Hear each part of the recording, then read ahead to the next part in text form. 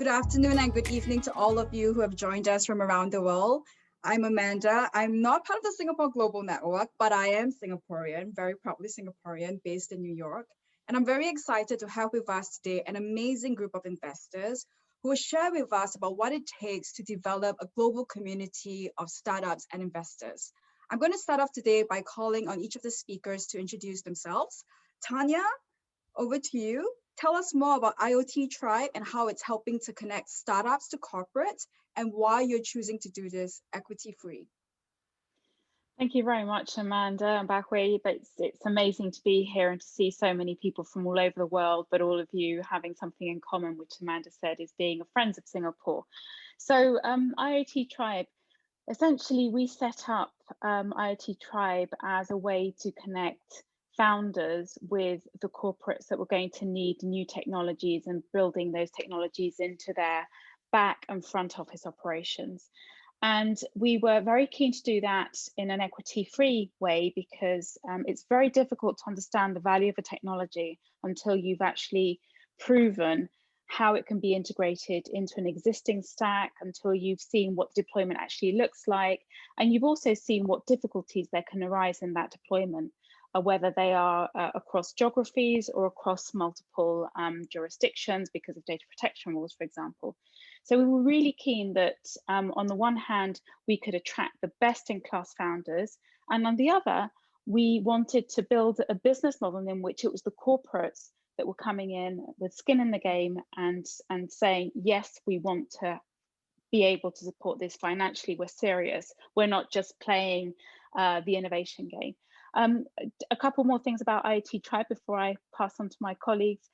We are headquartered in London, but we have accelerators in the UK based on industrial tech. We're just about to start our new one on connected places. I'll tell you more about that later.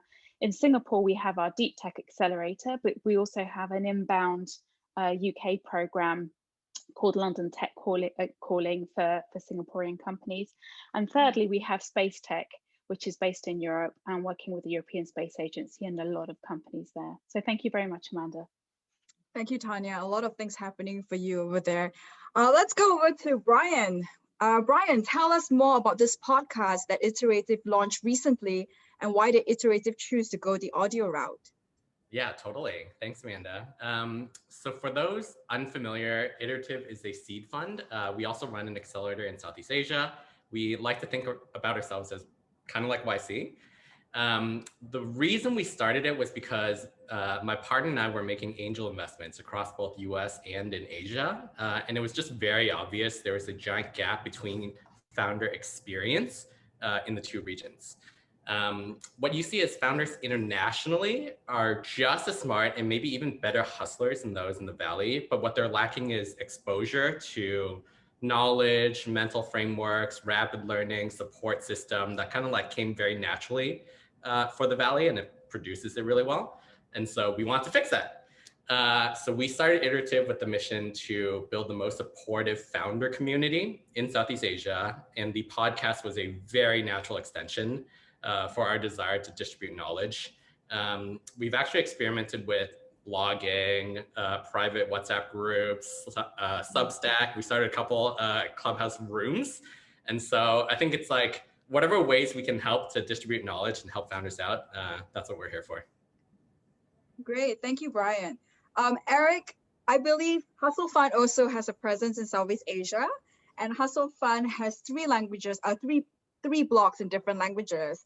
Was it a very obvious decision for you guys to have a blog in a local language, or was it something that Hustle Fund realized over time was necessary in order to expand your outreach in Southeast Asia? Yeah, so the way that I sort of describe Hustle Fund is sort of the way that Brian describes Iterative. So thanks, Brian, for stealing my thunder there, per usual. I'm kind of like the bridesmaid, never the bride in these kinds of panels with him. But yeah, I mean, like, great hustlers look like anyone and can come from anywhere. That's actually the mantra of Hustle Fund. We're an early stage investor based in San Francisco and Singapore. And, we think that it's very important for us to go to the founders who want to build in wherever ecosystem they feel comfortable, right? And it just so happens that we have a blog in English, in Vietnam, as well as in Bahasa. And the reason for that is like those kind of represent some of the regions where we've been really actively investing, getting really excited about the founders in those places. So being able to speak in that language and sort of describe some of the thought leadership we might have, or just opinions on the trends, and supporting founders in those local ecosystems, I think is really important. And I hope that really becomes a trend, which is that more VCs go out to those markets that are really exciting versus like sitting back in our armchairs and waiting for people to come to San Francisco. And I think that era is actually closing off, which I celebrate, along with many of my panelists here today.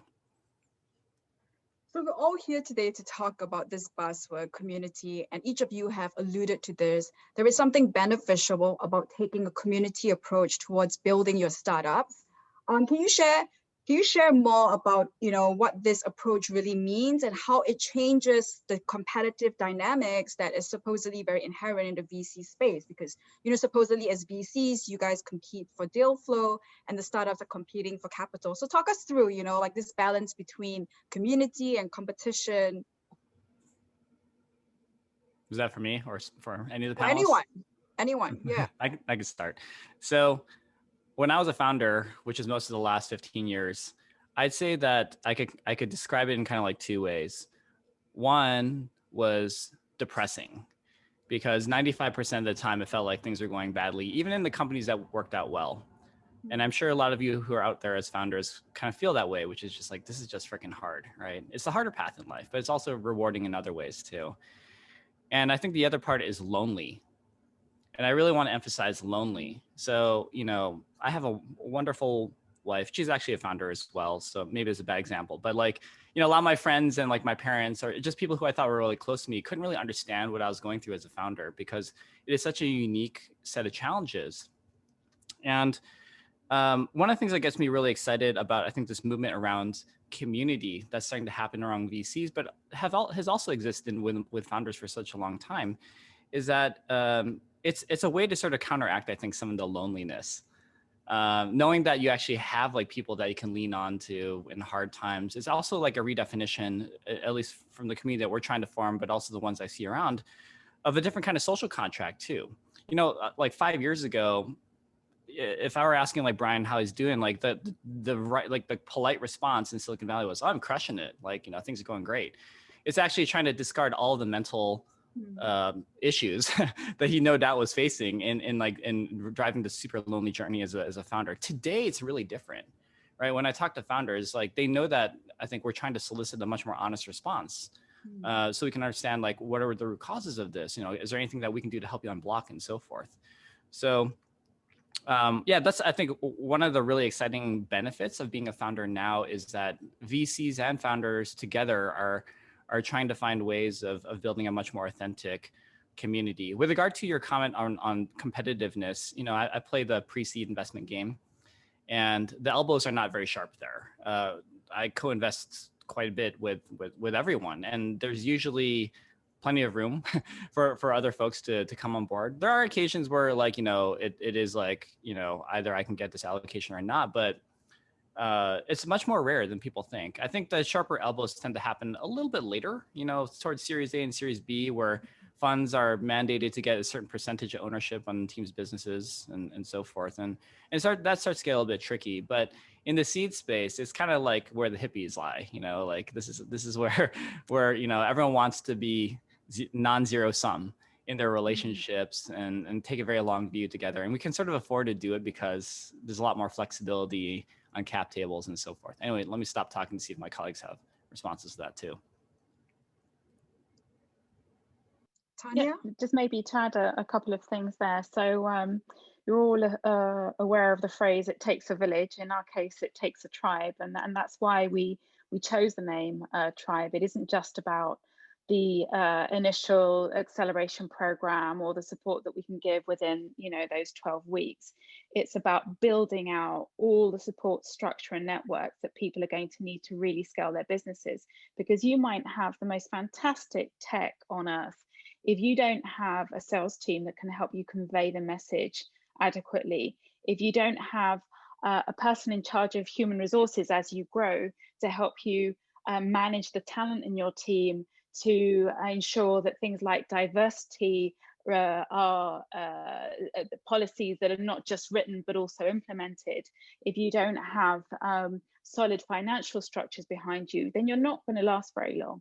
So I think that, to echo Eric, I think the mental resilience that founders need to have is absolutely there.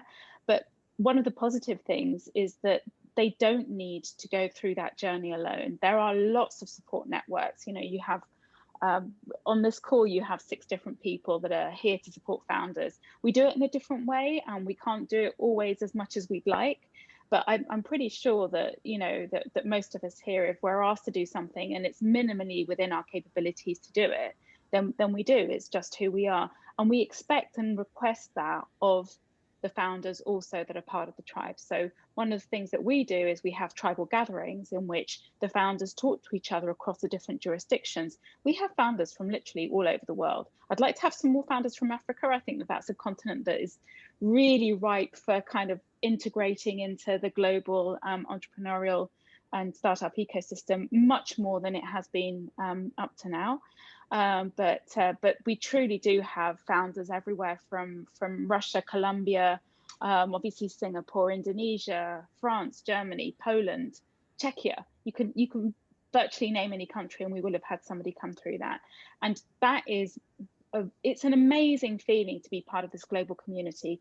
Talking also to, of course, to the topic of this particular panel, it is, we're in a really privileged position, a privileged moment in history, COVID notwithstanding, the fact that we've got all these communication structures and networks that enable us to connect, you know, over many thousands of miles and over multiple time zones as well. And yeah, there's never been a better time to be a founder. Brian, any thoughts to share? I feel like my colleagues have said all the wise things. Maybe I'll just add a little bit of flavor on kind of like what it actually, what it tactically looks like. So we fund about 10 companies every quarter, and we onboard them. We have like weekly meetings with them. And I think the most surprising thing I found is we run these small groups every single week. And the small groups are basically, we put maybe like 4 to 5 companies together and we just walk through kind of like what everyone's greatest challenges, and we have them help each other on digital marketing or product or something else.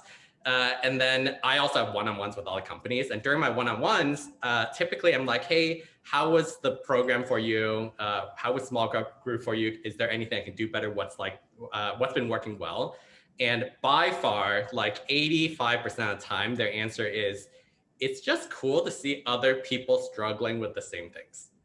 And I think, I don't know, back to like what Eric and Tanya said, it's like, I don't know, the founder journey again is like 90% just like really, really hard.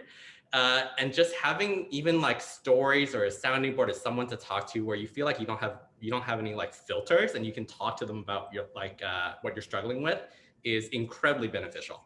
And so that's the type of stuff that we try to do. And all my panelists try to do is build this kind of like support network around founders who are honestly doing like God's work in the world. So yeah. Yeah, I can imagine it's very cathartic for all these founders to come together and, like you said, realize that they're not alone. And the fact that people can be open about it and not hide it is really important. It's good for the founders' own mental health, right? Gives them like pause to like move forward. So we have a lot of questions from the audience today. I think quite a number of them are startups themselves. So I'm going to, throw out the questions. Feel free to jump in whenever you feel like it. I'm going to start off with this one question from the audience about how do you find a co-founder and what do you think of founder matching services? I can take this one first. I've had a lot of experience with this. So I built 3 companies, and in all 3 companies, I went through the like co-founder search experience, and I did it 3 different ways. And so I don't know. I think the first thing I would say is there's like no right or wrong way to do it. The thing that you're trying to do is it's like dating, right?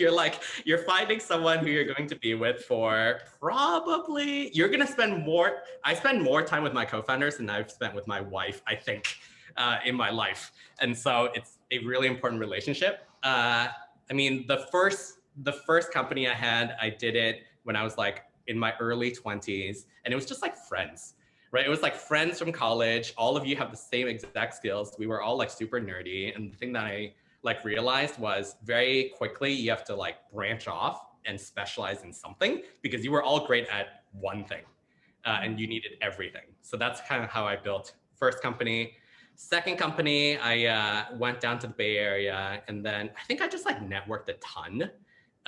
And I think that the different approach there was I took the mindset of like not needing a co-founder. And then I was just like building stuff. And I think once you start building stuff, naturally people like gravitate towards the problem you're solving or like the mission you're trying to complete. And then you kind of like quickly can suss out who your potential co-founders could be because you just like hang out all the time and you like talk to each other all the time. And so it's like a very good signal for like, maybe it'll be cool to like work with them.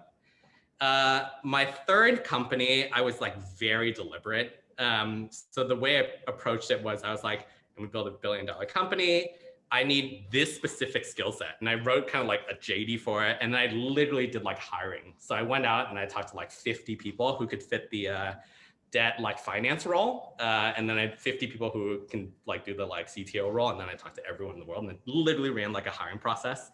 I don't think there's a right or wrong way to do it. They all kind of like worked. I think the thing that each method kind of like optimizes for certain things, and then you have to kind of like fill in the rest. Quickly on the like co-founder dating service thing, I think it's really beneficial. Like anytime events or programs are put together to put co-founders together, I think that's a good thing for the community.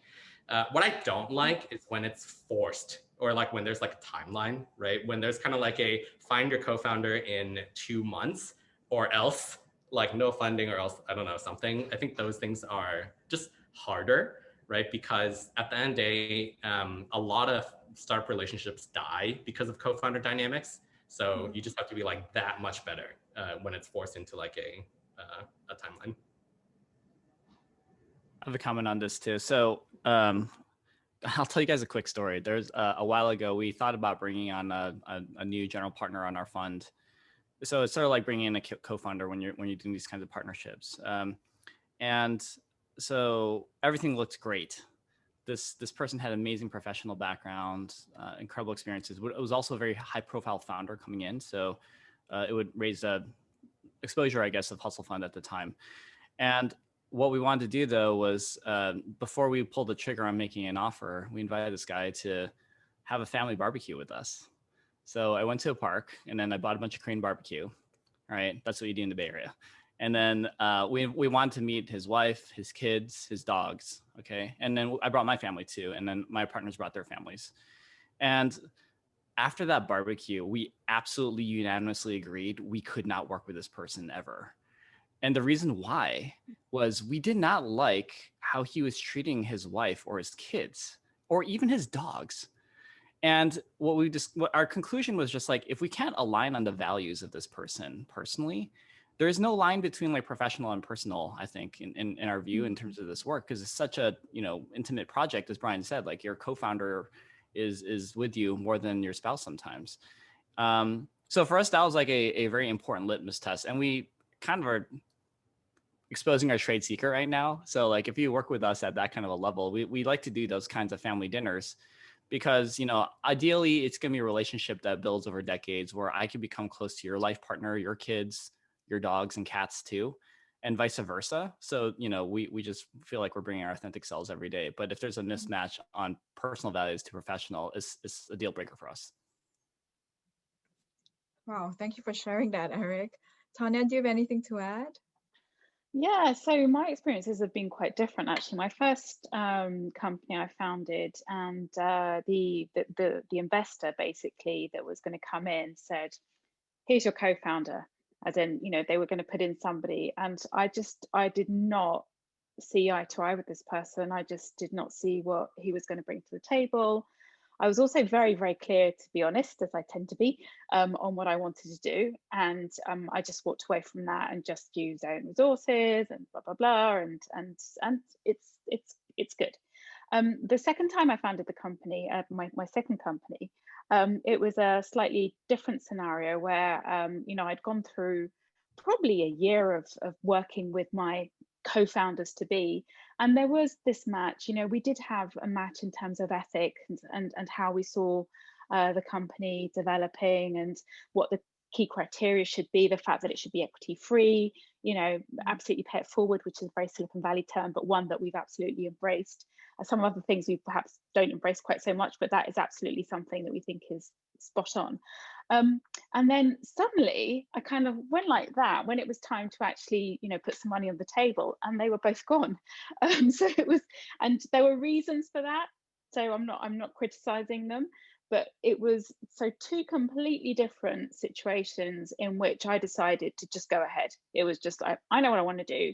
It would have been nice to have some people around me, but it's not a problem. It really isn't. And if you're really passionate and you know what you want to do, then don't feel obliged to go for a co-founders. Now that's a personal kind of anecdote, or two personal anecdotes.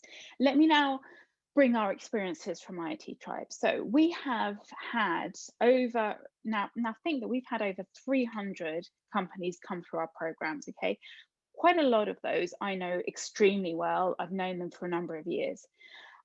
We have a preference for companies that have more than one founder. And on the occasions that we have said, now we're still going to take you on board because we believe in you, we can see what you're doing, it's been absolutely the right decision. It's, you know, Tended, one of our favorite companies, Leo, he's an amazing founder. We started with him. He had a £20,000 loan, personal loan, but he really knew what he wanted to do. And we really helped him. And now he's working with 6 FTSE 100 companies. And the company he's just raised 5 million. He's doing super well. No credit to us, all credit to him. But that potential we saw in him right from the beginning. The second scenario is where, for example, co-founders, we found out later, I'm completely oblivious to this kind of stuff, I have to say, just so you know, but we found out later that the founder and the co-founder were actually husband and wife. And again, not a deal, but it's just like, oh, okay, one of them was on the trip to Singapore. And it was one of those things where you think, oh, you're sharing a hotel room, and it still didn't click, which is really stupid of me. But and then they said, yeah, we're married. It's like, oh my god, you know, I've been working you for 6 months. So but it wasn't, we'd had to, this is slightly different, or it runs counter to what Eric says, because there was nothing hidden there. It was just that we were always talking about other stuff, and they, you know, the husband and wife teams in the cases we've had, also really good experiences. It may not always be the case, and being a founder with your spouse can be a real kind of put a real stress on the marriage, but again, not a bad thing. And then to come back to your final question on or the question person that in the chat, co-founder matching services, we've also had a company that very successfully went through one of those and linked to, in fact, one of the founders was from Malaysia, and the other one's from the UK, and a really good match there in terms of capabilities, approach, very balanced. So I think Eric said it, there's no one way, and Brian seconded that opinion. There's no one way. You just have to find what's right for you and consider what you have in front of you and what's going to work best. It sounds like the takeaway here is that everyone should trust their gut and also see whether they have a chemistry with whoever they're working with, right? Whether it's an investor or a startup that you're looking to work with. We've got a bunch of questions here in the room about any advice on going international, since all three of you run funds that invest internationally and work closely with startups across all geographies. What are the skills that you advise future startup leaders to build when they're looking at international growth, especially if they're not based in a particular geography that they want to grow in? So maybe I can take that. So through our London Tech Calling program, we have basically, as I was saying, an inbound support program for Singaporean companies wanting to look at the European market more generally, but specifically starting off with the UK. And a really important part of that is getting them to understand how business is done, not in legal terms, but also in cultural terms, getting them to understand that actually, no, your value proposition needs to be there absolutely in the first conversation, because it's a really crowded market. It's a financially rewarding market if you can make it, but it's big, it's crowded, it's noisy, and you have to very quickly be able to get across why you're different to everyone else. If we look at the European companies that we have, for example, going into Singapore in our Deep Tech program, there, even with COVID, of course, you know, they haven't been able to be there physically, but once that's over, we have a number of them that are going to set up operations there. Why? Because they've already seen there's a market. They've had conversations that indicate that they're going to generate revenue from that market. And the next step for them, very definitely setting up operations there. And that's not necessarily the case if you have a pure SaaS model or something that is not within some of the sectors that we work in. But for certain sectors, you do have to have a local presence. Brian, Eric, any thoughts to share there? Eric, go for it. So I think I like to go back to like my favorite tweet of all time. I'm a venture capitalist. I love Twitter. It was by this guy, Justin Canny, co-founded Twitch. And he said, first time founders focus on product. Second time founders focus on distribution. And I'm just like, oh my gosh, that's so freaking brilliant. That's like a great summary of actually how I think about businesses today. So I think it's great when founders have ambition to build global audiences and have huge reach. And that's great. And we're entering this era where it's becoming hopefully easier and easier to do that. The only question I have for founders that they need to have a good, thoughtful response on is, you know, what is your edge when it comes to building across regions, localization, and so forth? Sometimes it's a really fraught question. So if you're building, let's say, a fintech company in Indonesia, you want to expand to Thailand and Malaysia and other parts of Southeast Asia, I have no idea what the regulatory environment is like over there, whether it's necessary for you to have different kind of banking partners out there. So just getting a good sense of just how your team can win. If you're not necessarily based in some of these countries, into these other regions that you desire to expand into, is an area that we ask a lot of questions. Yeah, I mean, like almost every Southeast Asian business that we have invested in has ambition to expand across the region to start. And there's on occasion too, some sectors of businesses like gaming and so forth, which can go international from day one. Which maybe have less like regulatory constraint too. So it's amazing how location agnosticism is on the rise and is being supported in this environment. And that's freaking great. And all of us are celebrating that.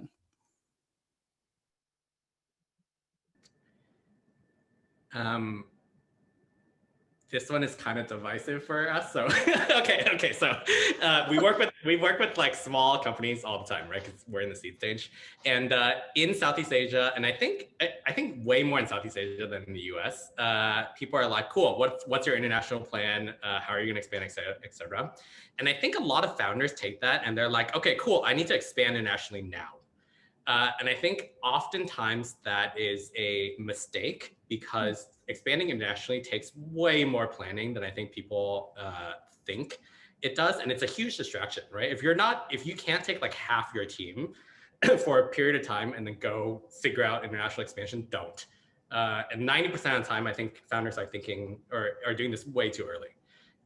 So I don't know, just to put some kind of like milestones out there. Like, I feel like if you haven't figured out product market fit, if you haven't figured out a growth channel, if you haven't figured out distribution, if like, I don't know, your NPS score isn't like, I don't know, 70 or something, it's like Singapore's big enough, Indonesia is big enough, Vietnam is big enough, like San Francisco City is big enough, right? For you to make at least like 1 million or 2 million. So I think my take here is like, don't go too early.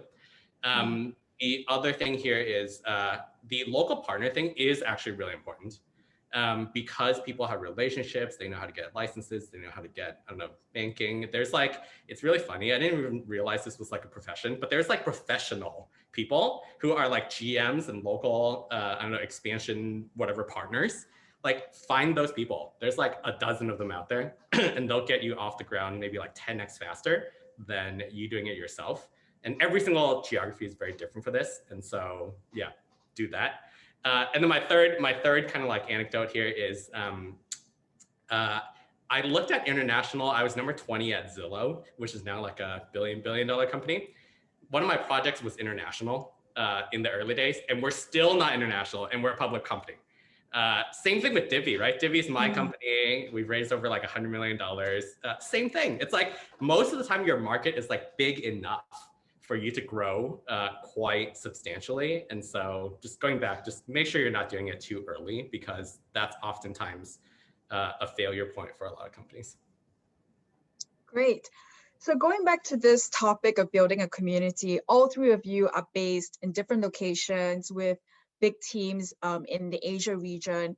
How does building a community look like for you now in this new normal where, like, you know, Zoom is available 24/7? And do you think all these virtual meetings will render meeting in person, you know, less necessary when things go back to normal? Or are you guys like dying to get on a plane and like go out there and meet your teams in person?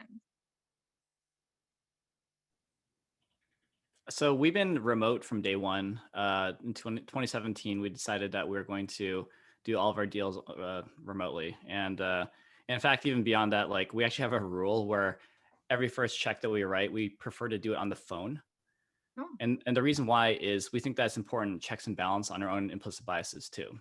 So like if I see Brian, I'm like, oh my gosh, he's overwhelmingly handsome. Like I'm going to be like positively biased towards like writing that check. I troll Brian because I love him as a brother, right? But like, so, you know, we try to listen to the ideas and make a decision off of our first checks that way. The thing about this whole remote thing is that this is actually VC as an industry catching up to how founders were working this entire time. When I started my first company in 2005, it was fully remote. We were using shittier tools like Skype, but it worked. Like, you know, I had teams in Europe, I had teams in Africa even. I never met any of these people, even to this day, like, you know, 15, 20 years later or whatever. But it was good, you know. It could have been better if we actually met up in person. I think probably, you know, that would have been nice to meet some of these people and like give them hugs and stuff like that. But like we were really effective. So it's really kind of curious right now. COVID obviously accelerated a lot of these trends that founders had already been latching onto for the last decade. So, you know, what I think is a little bit different that we're trying to, you know, understand ourselves as a team that was sort of co-locating a little bit in Singapore and San Francisco is that the nature of the deliverables and work has to change too, right? Like meetings just have to be different. We just need to be even more sharp when it comes to asynchronous communication. And, you know, we're studying models like GitLab and some others that have actually done like a full remote for quite some time, automatic, to sort of make some tweaks to optimize our team now that we're like 12 people in a lot of different time zones. But yeah, I mean, like it's cool to see our industry finally catching up to how the founders have been working this entire time. And yeah, it's going to be a pretty exciting future now that deals can be done on Zoom. I think that just expands, I think, the reach of capital allocators into these markets like Southeast Asia more so. So that's something that's exciting. But yeah, that's my crappy answer to community. If anyone else has better answers for me. So we've got a question here in the audience with regards to the differences between communities in Southeast Asia versus the Bay Area. Do you think the Southeast Asia community is mostly playing catch up with the Bay Area, or are there different dynamics or trajectory that you see developing for the Southeast Asia ecosystem?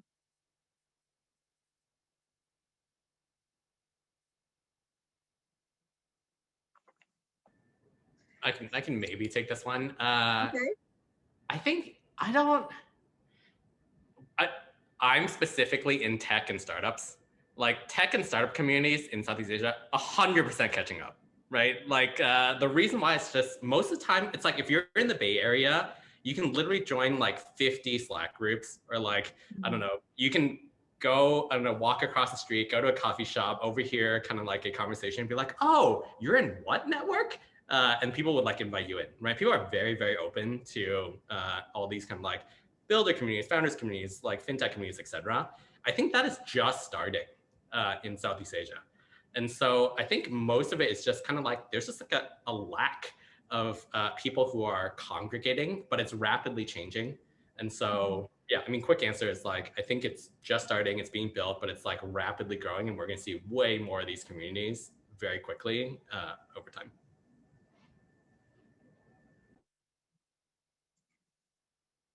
Does anyone else have anything else to add? I was going to ask a question about Clubhouse, actually. Like, what do you guys think of Clubhouse Clubhouse? is great.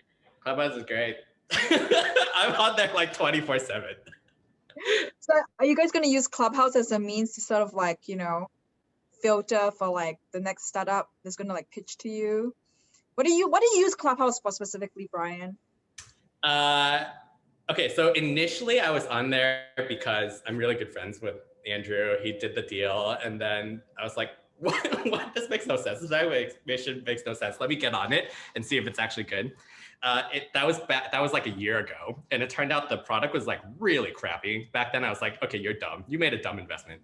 And then 3 months ago, I feel like it kind of like reached this inflection point where like the quality of the I don't know, conversations were really good. My friends are all on it. They figured out how to kind of like I don't know, maybe like direct the community in a good way where like people feel like they're content creators and like mods and like, I don't know, adding value. And so today I feel like when you sign in, there's usually like a room or two where for me specifically as like a tech person, someone's talking about their, I don't know, founder journey, or someone's talking about, I don't know, how to do international, etc. There's just like good content.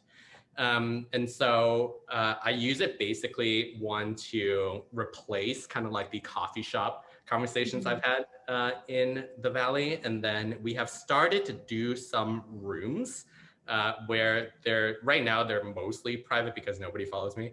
And we invite founders in just to do kind of like, hey, help me with my business or help me with my pitch. I think there's kind of like a ton of potential yet that we haven't figured out how to, I don't know, captivate there. So I think we're going to start experimenting way more with the format. I totally hate Clubhouse.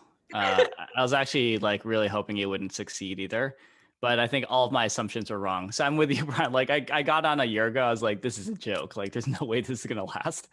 And then it's exploded. I think because to their credit, they've really nailed soliciting excellent people in areas of tech and media to participate in these really like intimate kind of settings. And in addition to that, the onboarding is really good. I think like they started like really nailed that user case. So our team is investing into it. We're starting to put together some rooms as well. For us, it's less about, I think it's more kind of marketing, honestly. It's just like right now, a social network that frankly is going through the very predictable phases of spammy followership. So if you're trying to build like 1 million followers on Twitter, it's extremely hard. You have to like invest into that today. If you're trying to build like 1 million followers on Clubhouse, there are actually algorithms that you can sort of manipulate for that. It's just mostly being on the app all day long and then trying to, you know, be brought up on stage for a couple high profile sessions. And the recommendations engine there is super trigger happy. So if you believe that like this is going to be a pretty long-lasting social network medium, and I think reluctantly I'm conceding that it will be. This is a good time to be putting a lot of effort into that to expand your reach, and then from there, you know, maybe you'll have other mechanisms for like podcast 2.0, different kinds of founder support. I think it just opens up a lot of options. So we're starting to do more of that. Here's that one opportunity I'll share with you guys, which is it's still relatively nascent in non-English speaking markets. So if you speak Korean, Chinese, Bahasa, Vietnamese, you know, other kinds of, I guess, wherever you're based, right, in your native language, I think there is an opportunity for you to be a localized influencer in some of these big markets. So like Korean Clubhouse is actually pretty sweet, actually, if you speak Korean. Then Chinese Clubhouse is actually getting really awesome too. For like, it's probably maybe the most interesting of all the Clubhouses, I think, because of a lot of the free speech components of real-time chat. So I wanted to see that thought by y'all. Nice. So we have a question here from the audience about what should they be doing? What happens if your intended startup needs to pivot? And how do you view these situations? What kind of advice would you give a startup who's in that position?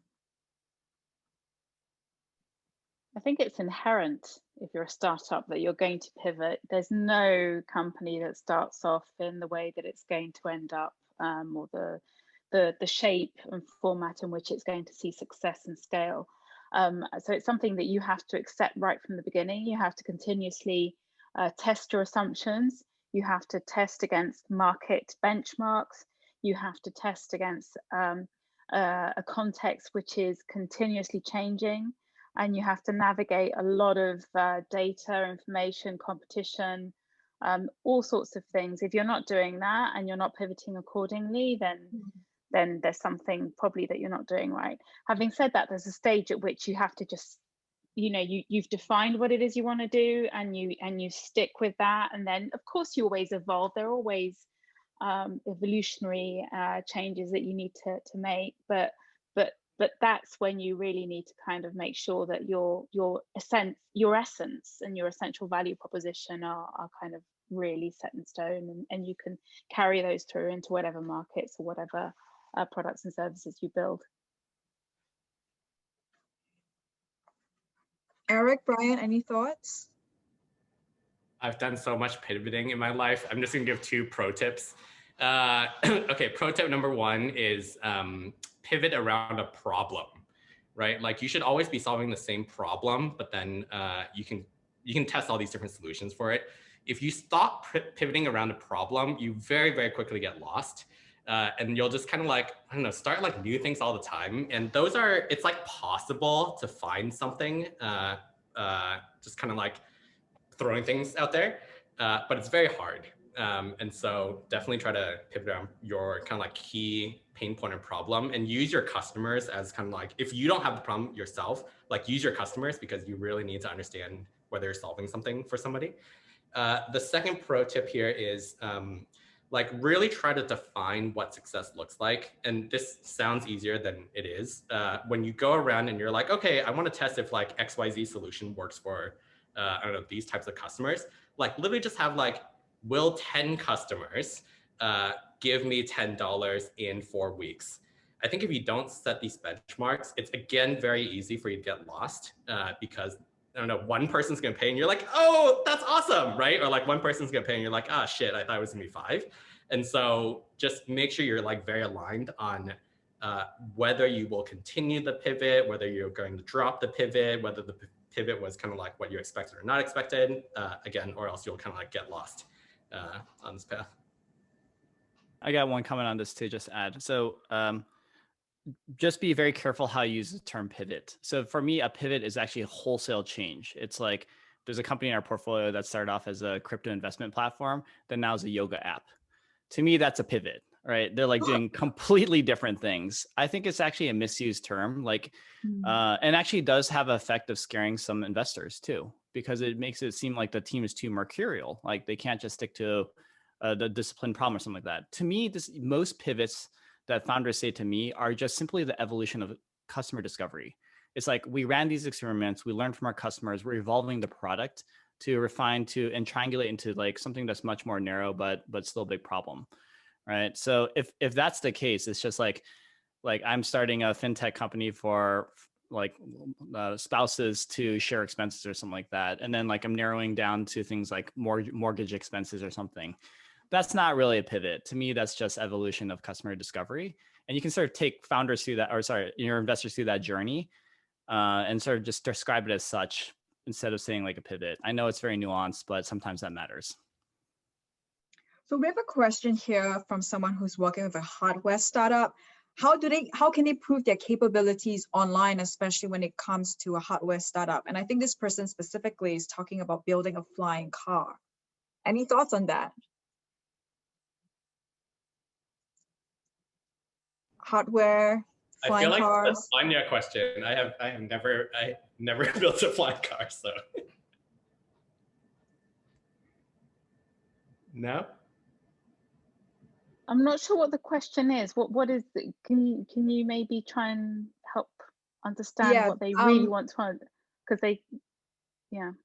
I think the question is, in this remote environment, when a startup is working with a hardware product like a flying car, for example, how can they demonstrate their product's capabilities properly in this virtual environment? I'm assuming you're asking this like with regards because it's COVID and they can't actually do like real life demos. But they still, so that's where TRL levels come in, right? So the TRL levels, or technology readiness levels, will tell an investor or anyone wanting to come in to partner in that process exactly where they are in the development stage. So TRL level 1 is an idea. TRL level 9, they are actually in the market and expanding and growing, and it's commercially available. So the use of commonly known benchmarks that enable people, but you then have to back that up with data. So if your technology is being tested in a lab, then you need to be able to say, this was the lab that it was tested in, these were the conditions, my next step will be to do this in this kind of environment with this type of stress testing. My components will be coming from. So there are all sorts of things. I mean, building a flying car is a complex and very, very lengthy process. So I would say that, look at those TRL levels and understand what it is that you need to prove at each of those and use those to guide your development moving forward. Thank you, Tanya. So we've got a question here, open to all of you, of course. Eddie, what nascent spaces are you looking at right now that you think is potentially revolutionary? What is it that's getting you excited for the next 5 to 10 years? Can be anything. In our case, it's quantum technologies, very definitely. We're seeing really early stage applications. So within quantum technologies, you have, of course, the chips themselves, you have the computers, you have the applications that are lying on top of those. And across the technology stack, there are really interesting things coming through, some of which are closer to market than others, but there's so much talent, there's so much, it's really pushing the boundaries of human knowledge. So it's super exciting to see all of these come to fruition. So I get very excited about microbiome science in the future. It's a little bit off thesis for Hustle Fund, which is more software specialist, but here's kind of like the use case here. One of my favorite books I read my kids is called Everybody Poops. It's a wonderful book. It's about all these different animals that are pooping. It's like a pie train book. But it turns out that everybody poops. And there's a lot of actually disease markers in fecal matter, right? So other than the fact that it's a little bit icky to collect and all that stuff, I think people are really working on some pretty fascinating like smart toilets and things like this in nursing homes to check for personalized diagnostics on disease markers. Another one is actually just like topics that seem really icky to men, I think represent like huge opportunities in investing. So let's talk about menstrual blood. Turns out that half the population of the world is women. And there's like a really interesting sample collection that's happening on a monthly basis. A lot of opportunity for personalized diagnostics there too. So, things around like microbiome, women's health, and data collection off of matter that just naturally comes out of us all the time. It seems like a really big opportunity for personalized medicine in the future.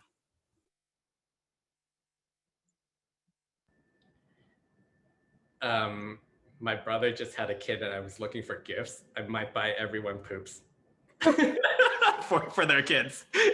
Such a good book. I looked it up. I'll give 3 very quickly. For me, everything is exciting, so it's hard for me to pick.